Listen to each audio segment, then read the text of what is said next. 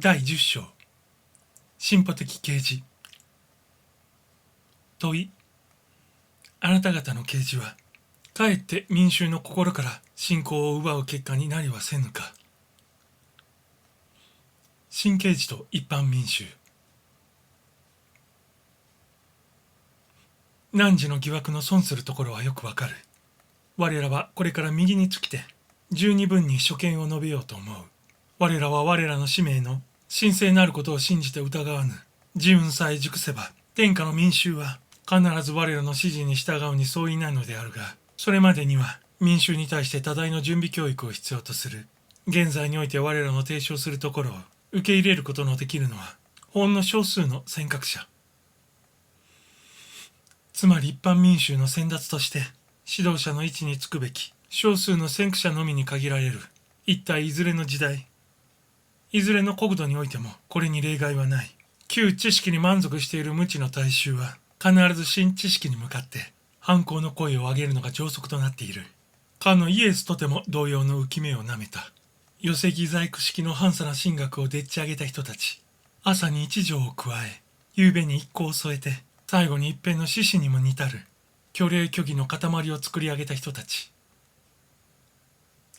それらはイエスを冒涜者とみなし、神を傷つけ、神の掟を破る大罪人であると罵った。かくて最後にイエスを十字架に送ったのである。今日では何人もイエスを神を汚す罪人とは考えない。彼こそは実に外面的の冷ややかなる虚礼虚偽を排して、その代わりに火の光のごとく穏やかなる内面的の愛を人の心に注ぎ込んだのである。が、当時の討論者たちはイエスをもってみだりに新信仰を固遂して旧信教を覆すものとなし、これを卓形に処したのである。イエスの徒弟の時代に至りても一般民衆はなお未だイエスの真の啓示を受け入れるだけの心の準備がなく、徒弟たちに対する迫害は間断なく繰り返され、ありとあらゆる残波の雨が彼らの上に降り注いだ。いわくイエスの徒弟どもは極端に芳醇無規律なる知れ者である。いわく彼らは赤子を殺し食前にのぼせる鬼どもである。今日から顧みればほとんど正気の沙汰とは受け取れぬような悪性が彼らの上に放たれたのであった。が、これは一人当時に限られたことではない。現在我ら霊界の使徒に対して向けられる世人の疑惑、当局の圧迫とてもほぼこれに等しきものがある。ただし格のごときは人文史上の常套的事象であるから諦めねばならぬ。新しい真理に対する迫害は宗教と言わず科学と言わず人類の取り扱ういかなる原野においても例外なしに行われるのである。これは人知の未発達から発生する必然的帰結であるから致し方がない。耳慣れた者ほど俗受けがする。これに反して耳慣れぬ者、目慣れぬ者は頭から疑われる。で、我らの仕事が善と幾多の軽極に阻まれるべきは、もとより覚悟の前であらねばならぬ。我らの啓示は往々にして未開なる古代人の心を通じて漏らされた啓示と一致せぬ箇所がある。これは使用する器の相違がしからしむるところであるからいかんともすることはできない。言うまでもなくバイブルは幾代かにわたりて受け取られたる啓示の収録である。かるがゆえに神につきての観念は人知の進歩につれて次第に変化し、枝葉の点においては必ずしも一致していないのである。しかのみならずバイブルの中には人間的語尾の強雑物が少なくない。これは霊媒という一つの通信機関を使用する必然の結果である。真理は全体の流れの中に見出すべきで、一字一句の末に捉えられれば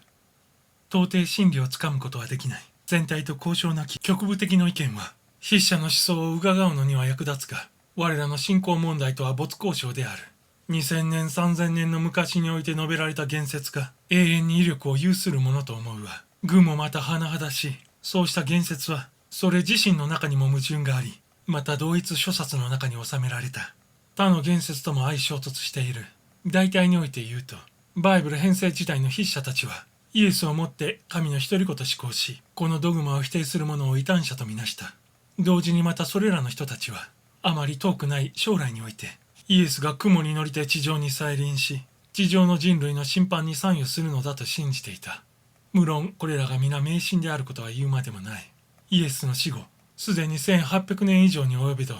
今もってイエスは地上に再臨しない。よほど活眼をもってバイブルに対しないと弊害が多いゆえんである。で、我らがこの際諸子に注意を促したいことは、諸子が神の啓示を判断するにあたりては、すべからく自分自身に備われる知恵と知識との光に頼り、断じて経典学者の指示に頼ってはならないことである。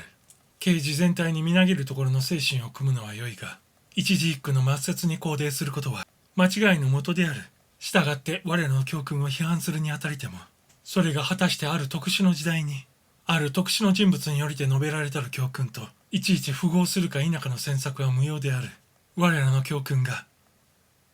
果たして諸子の精神的欲求に適合するか否か、それが果たして諸子の心境の開拓に寄与するところあるか否かによって去就を決すればよいのである。還元すれば、我らの教訓が正しき理性の判断に耐えるか、心の糧としてどれだけの価値を有するか。我らの教訓の存在理由は、これをもって決定すべきである。世紀の教会で教うるように、諸子に心中を渋るところの神は、果たして諸子の崇拝の対象たるに足りるか。その神は、自己の独り子の犠牲によりて、初めてその怒りを解き、お気に入りの少数者のみを天国に導き入れて、未来永劫、自己に対する賛美歌を歌わせて、満足の意を表している神ではないか。そしてその他の人類には、天国入りの許可証を与えず、ことごとくこれを地獄に追いやりて、言語に接した苦痛を永久に舐めさせているというではないか。教会は教える。神の信仰に入りさえすれば、いかなる堕落感たりとも、立ちどころにその罪を許されて天国に入り、神の御前に奉仕することができると。もしそれが果たして真実なりとせば、天国というところは、高潔無比の善人と極悪無道の悪人とが片身に膝を交えて雑居生活を営む不思議千万な場所ではないか。